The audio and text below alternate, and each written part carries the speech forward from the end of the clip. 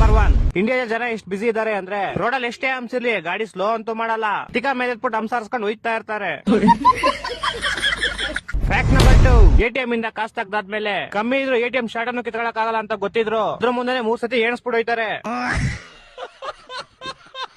Fact number 3 ಚಳಿ ಜಾಸ್ತಿ ಅಂತ ಕ್ಯಾಂಪ್ ಫೈರ್ ಹಾಕಿದ್ರೆ ನಾವ್ ಎಲ್ಲೇ ಕುತ್ಕೊಂಡು ಬೋಳಿ ಮಗನ್ ಹೋಗಿ ನಮ್ಮ ಮುಖಕ್ಕೆ ಬರುತ್ತೆ.